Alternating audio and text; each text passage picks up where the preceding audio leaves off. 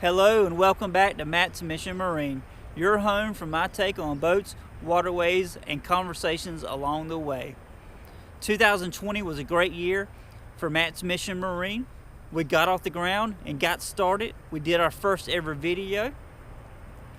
When we started that video, we thought to ourselves, I hope we get at least one view.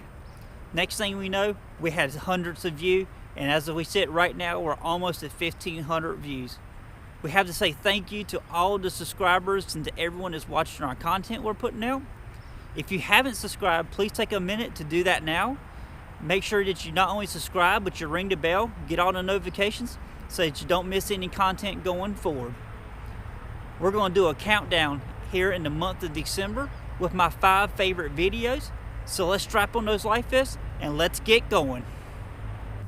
Okay, we're back and we've reached the #1 video out of my favorite 5 videos of 2020. This one takes us to Mission 7 and my great friend Chad.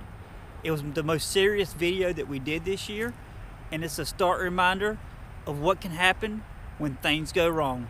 Chad shares a story with us about the time that he went out fishing with some of his buddies and family, and he came back and the boat didn't make it with them, and how that went down and how he was saved. So here we go, mission number 7, my #1 video out of my favorite 5. Today we're going to talk to Chad, a friend of mine I've known for 20 years. He's going to talk about how he got into boating, some of his experiences on the water, and then he's going to tell us about a trip that he went on where he double checked everything before he left, did all his safety checks, radio calls, bilge pump checks, and still everything went wrong and he didn't come back with the boat. And we're going to hear that story today. Tell us a little bit about the time that you went out and the boat didn't come back with you.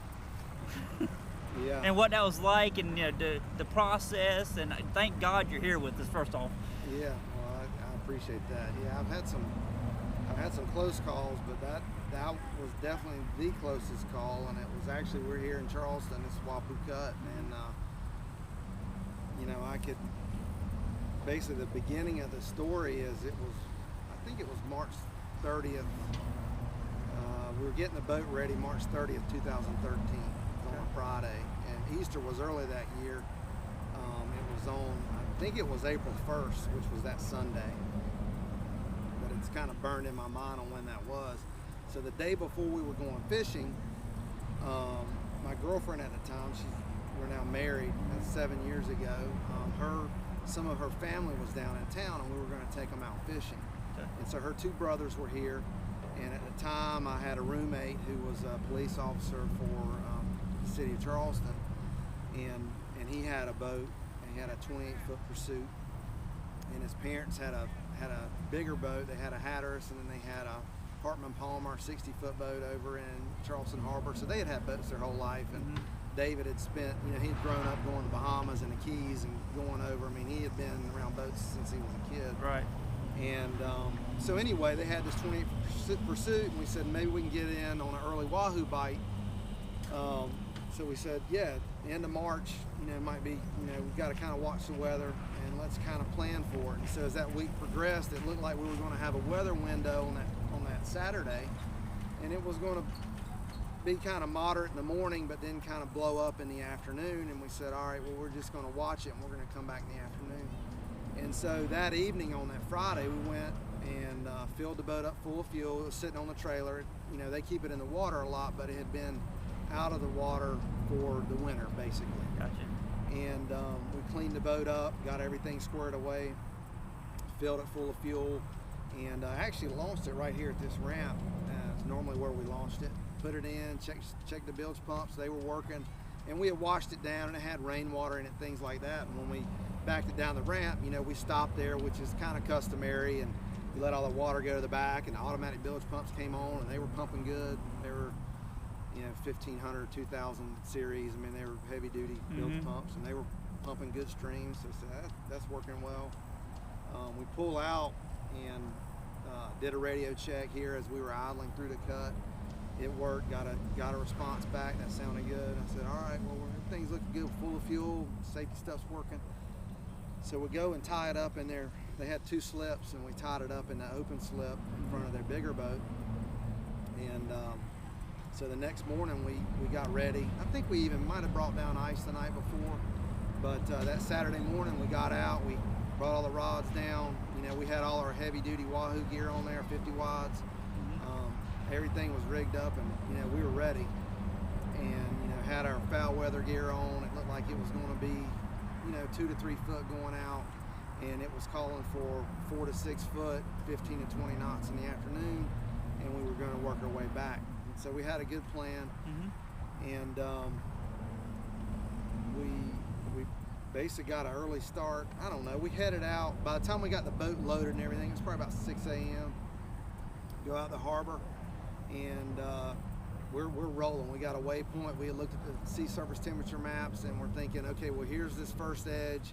It's right on Edisto Banks, which is really the first drop out of here. If you take more of a southeast heading, maybe 50 miles, something like that. Right there where the contour goes from about 140, 150 feet, and it has much sharper, you know, incline to it. And so that's where we were headed.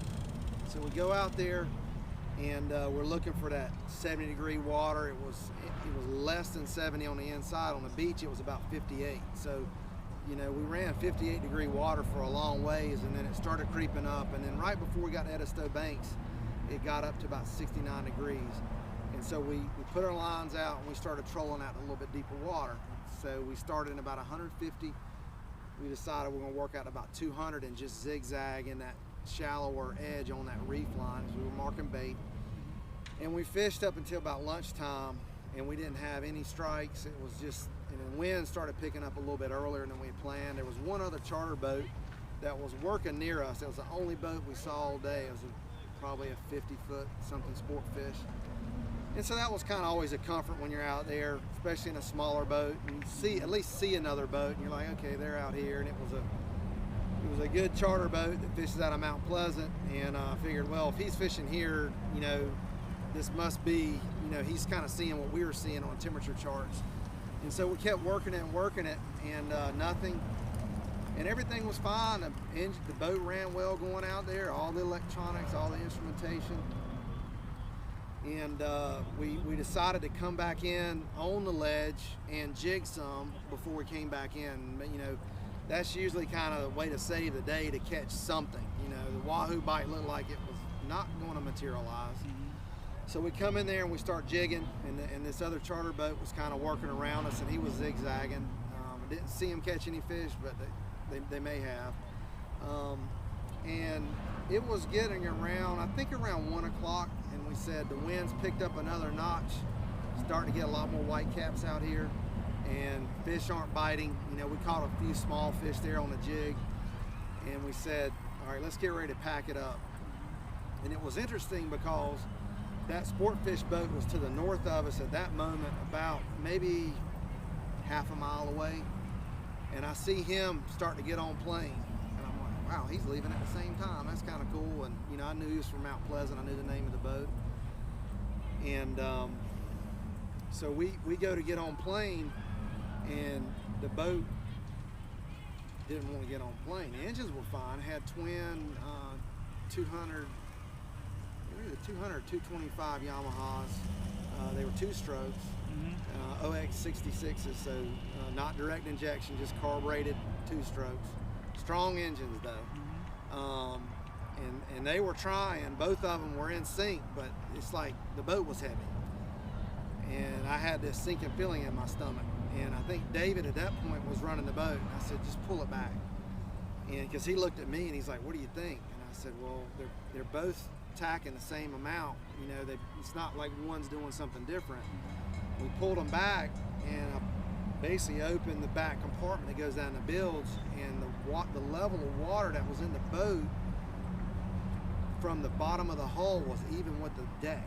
So the entire bottom of that boat was full, and it's a fairly deep V. It's probably, I don't know, 28 pursuit, maybe 18 degrees dead rise, something. So it's a pretty good V in it, and it's got a beam on it, and all that was full of water. That triangular cross section from the front to the back was full of water. So we're hitting the manual bilge pumps, and nothing's happening. And so at that moment, I get on the radio and I call the other boat, and of calling out first Mayday. And at this moment, he was in sight, but he was heading on out. He was like going to the horizon. And so I call Mayday, call it several times, and I don't see him come off plane. I don't see him turn, and I go to get the flare. So I'm like, this is our chance, because there's not a soul out here. And I don't know if the radio's working. I don't know what channel he's on, but most of those charter boats have 2 radios, and they keep one on 16 all the time. So I go to get the flares, load one in. It was the 12 gauge kind that go in the pistol. I put the shell in, and I'm getting ready. You know, I'm ready for it to go off. Click, nothing happens. Well, I had 3 more in that pack, and there was a new pack that I opened. Put another one in there, click, nothing. Put another one, click, nothing. Well, there were some older ones that were expired, but we kept them on the boat just for this case. Went through those. Nothing came out into that gun. And so it had and we're waving, stuff like that, but I mean, you know, at this point, they're looking, you know, most of the guys are probably in the boat, cracking a cold one, and the captain's looking ahead. He's not looking behind him. So, but we're trying everything we can think of. And the engines are running. We're still maintaining headway, but we're only making about 8 knots. That's it. That's wide open. I mean, so that's all it's going to do. And so then there was a mirror in there, like a safety mirror that they have, survival mirror, and it had a protective film on it. So I'm like, well, I know these mirrors can really work. You know, I knew about them. You know, had my captain's license, went through all the safety training. I pulled the protective film off, and the actual the coating on the lens, the mirror, came off. So I had a piece of glass in my hand, and I had no mirror. So while this was going on, my brother-in-laws, Brian and Eric, they're, you know, everybody was pretty calm for what happened the whole time, but everybody knew it was serious. And as soon as the boat was full, I said, guys, let's try to get this water out of the boat, and we're going to try to get this other boat's attention. You know, we got a big problem.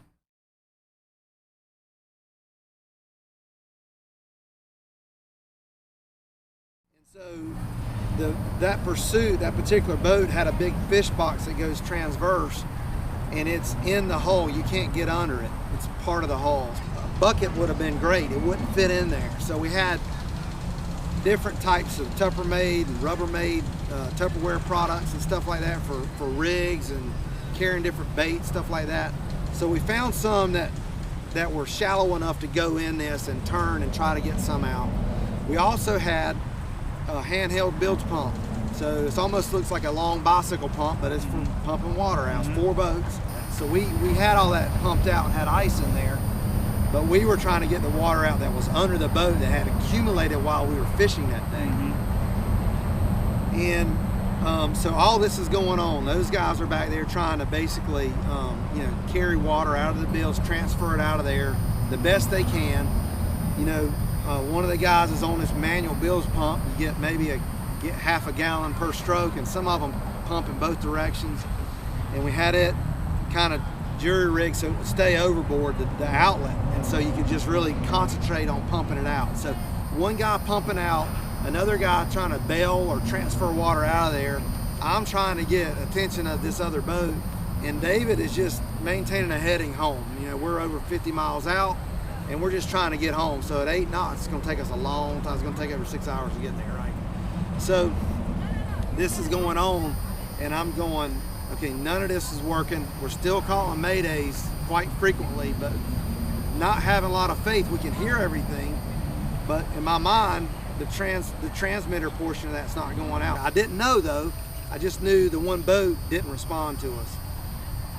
And so we're all working, and at this moment in time, I come really with this face to face that we're going to be spending the night out here. Like, this boat's going to be going down, it's going to the bottom, because water was this high over the top of the battery. So there were 3 batteries, like group 31, I mean, nice healthy batteries in there. To this day, I don't know how the engines ran as long as they did. I don't know how the electronics that were working worked, not being shorted out in the salt water. But you know, I was praying. I was like, Lord, please help us get home. And we had to make a decision at that point that, okay, we're in 68-degree waters, call it, and it's 58 on the beach. There's a big difference on how long your body can last and maintain before hypothermia sets in. 58-degree water, you might even have cold water shock at that point. So we're thinking, what should we do? You know, we've got this cone of uncertainty of, you know, told everyone roughly where we're going. Edisto Banks is kind of a big area. We're in the Gulf Stream, so the current's running probably 2 or 3 knots.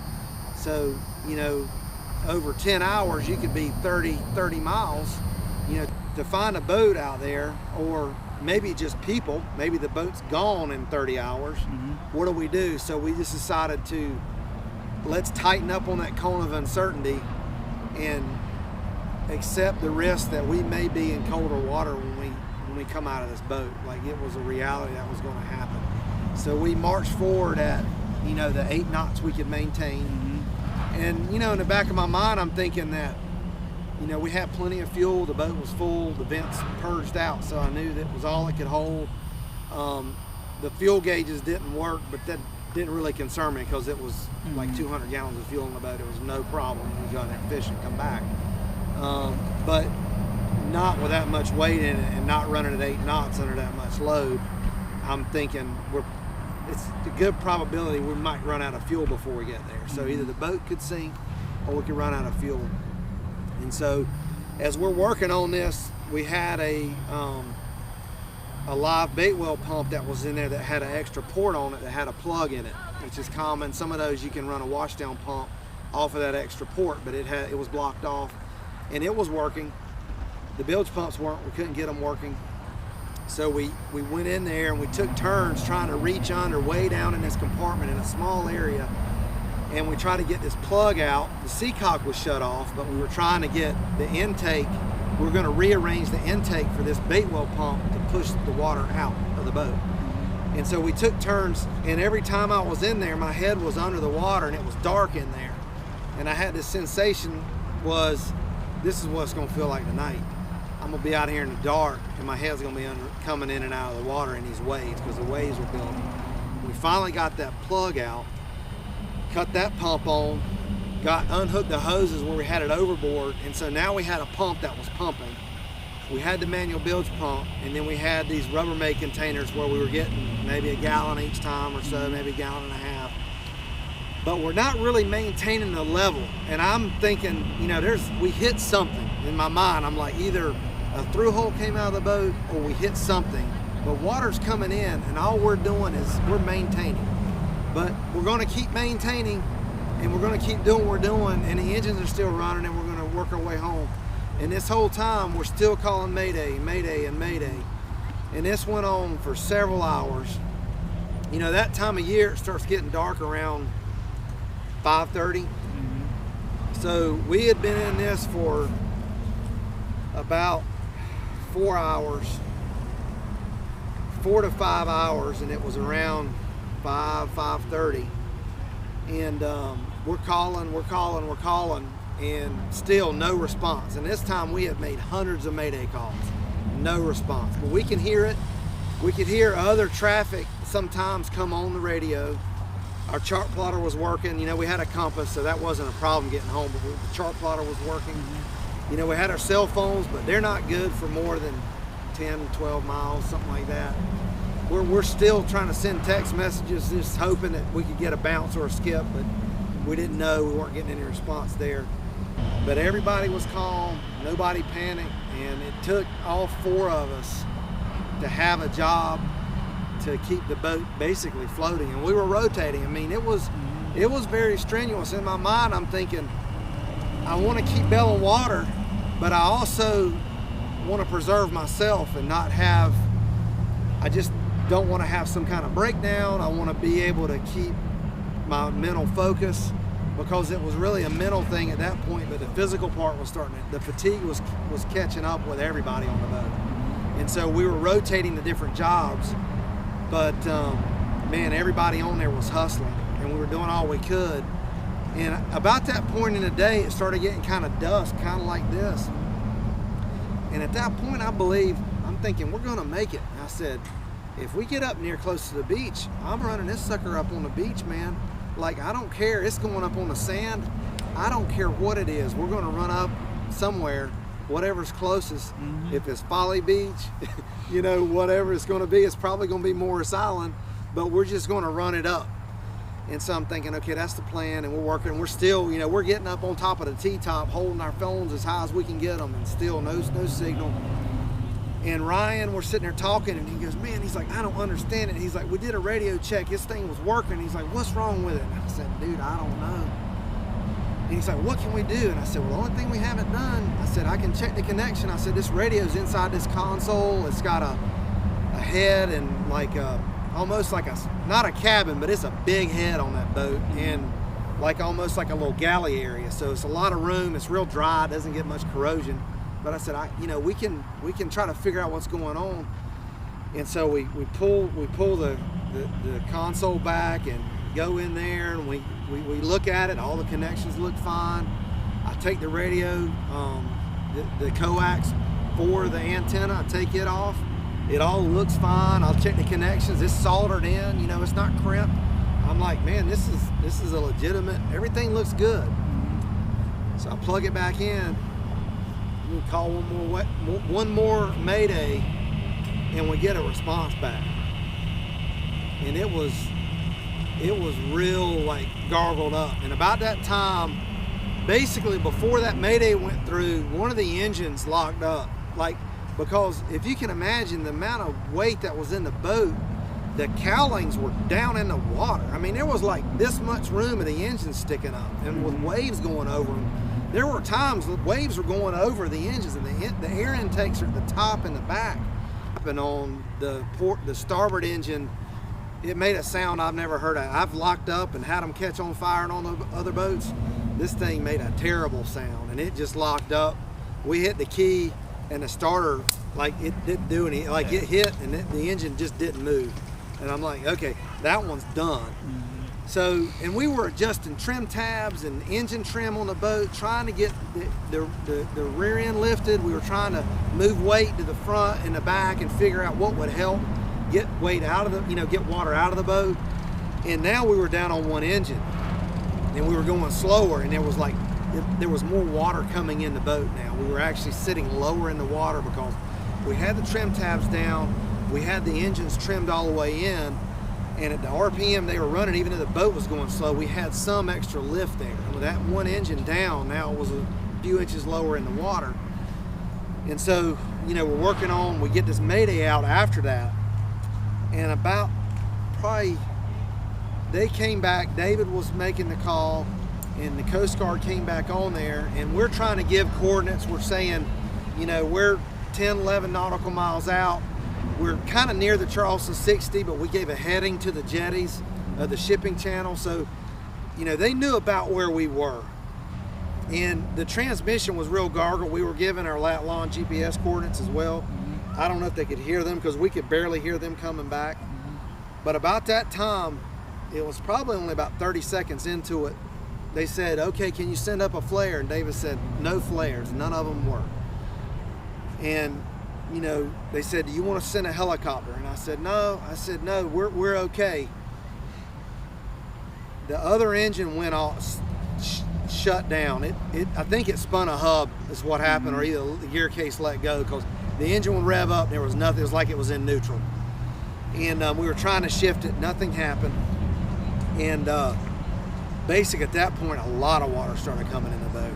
And it was much calmer in there, but it was still probably a 3-foot swell, but real calm, no white caps. But the boat was so low, every time these little swells would come by, and one of them blew the transom door open. And then when it did, it was like a wall of water, and Eric said, we are not okay. And David said, yes, send the helicopter. And basically, from when he made that transmission, it was less than a minute. That boat was upside down. Wow. And we were in the water.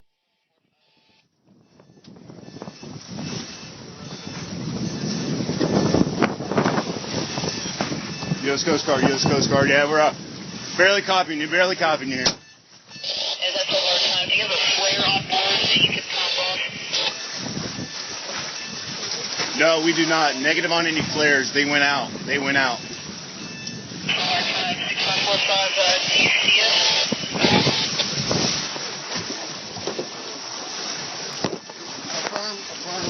Hold on. Yeah, keep coming straight. Right at 12 o'clock. 12 o'clock. You see us?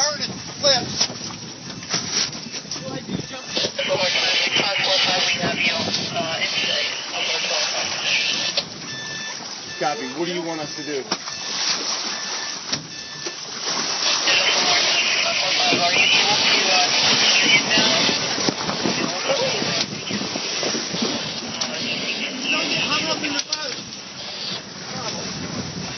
We're getting off this boat. I'm getting off this boat.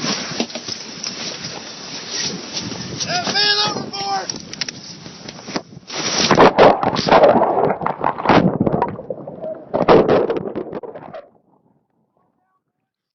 All that stuff, when it, we were talking about it, it had T-top and outriggers.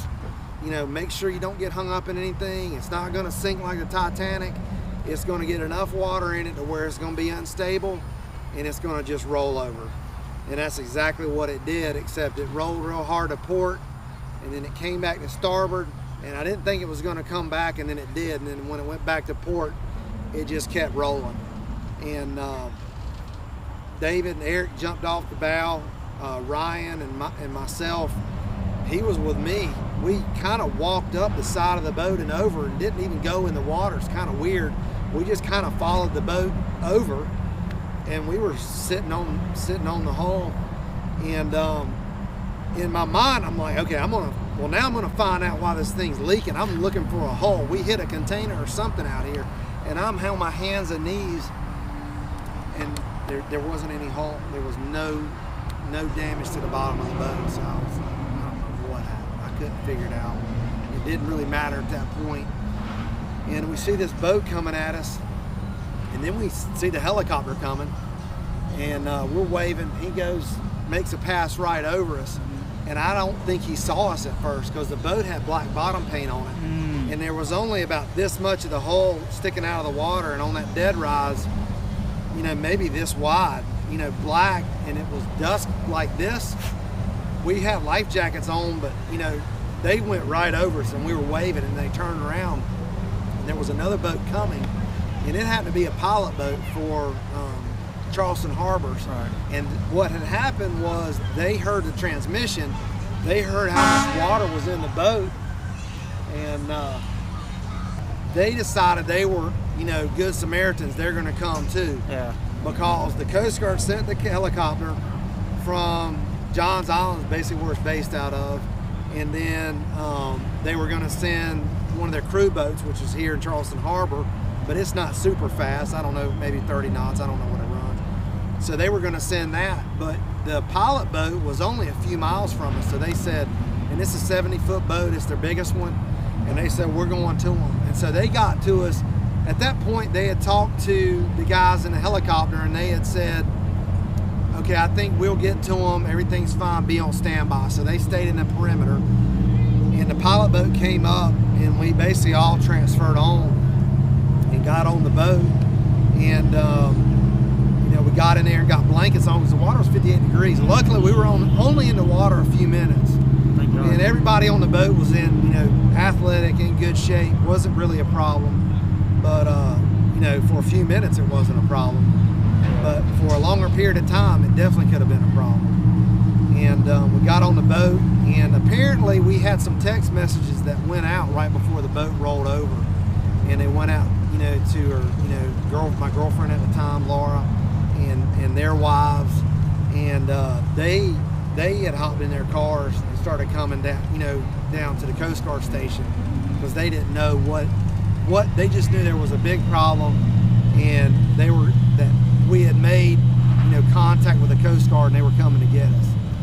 And it was kind of like we were in shock in a way, and part of the way I felt like I kind of like let the crew down because it's like the boat didn't make it, but man, we did everything we could do, and it's easy to go back and hindsight's 2020, but Right. you know, there's probably some things I try that I didn't try then, but you know, I've been on some boats that came real close to sinking a couple of times in my life before this, but this was, we didn't come back with the boat, you know, and it was kind of like a solemn thing, and it was almost like the scene out of a movie. When we got on down to the dock there at the mega dock at the city marina, we pulled up about the time that all the girls got there, and Eric's wife at the time, she was pregnant, and very pregnant, very visible, and Laura and you know, her mom and Natalie, and they're coming down, and we're coming off the boat, and they're all running down to the dock. You know, they don't know if we're all okay, and it was like we're all hugging, and it was like it put everything in perspective, you know, and what's really important in life. Absolutely. And you know, it definitely changed my outlook, you know, on a lot of things. And even to this day, when I get on a boat, I do a lot of extra safety checks. I mean, you know, I've been on boats, and there's, you know, the other thing was I have an EPIRB, but it was on a different boat 200 miles away, so it wasn't, you know, an EPIRB would have definitely saved us. Yeah. You know, now I'm on boats, and it's like there's like 4 EPIRBs, a life raft, all this stuff, but you know, you take for granted all these things, and it's like, yeah, there's people that go out all the time and don't have that, but if you're going offshore, you really need an EPIRB, and we have that from now on. And you know, even a life raft, like a legit, you know, life raft that saves your life, you know, that you can deploy, and all those things. So to play offshore, you need to have that. But you know, the thing is, when boats sink and you have these type of catastrophic events, it's never just one thing. It's a multiple failure issue that happens. It's like a chain reaction. So the flares didn't work, the mirror didn't work, the VHF didn't work, the bilge pumps weren't working. All these things, I could give a list of stuff that literally was working the night before and quit working. Wow. So, you know, handheld radio, you know, that we could call that other boat. You know, you get 5 miles out of it, or put an adapter for an 8-foot radio and get a little bit more out of that 5 watts. I mean, there's stuff you can do, but at the end of the day, it's like everything can break, though. So it's good to have that redundancy. But you know, even after that, I had like a little bit of PTSD going offshore. It's like, you know, I was thinking twice, you know, really, and I still, you know, that part's kind of diminished some, but you know, it impacted all of us on that boat, everybody. I mean, it was very close call. I hope everyone's enjoying this favorite 5 countdown that we're doing, and I hope that everyone has a great holiday season. Merry Christmas and Happy New Year to you. Until 2021, strap on those life vests and have a great time out on the water. We'll be seeing you soon.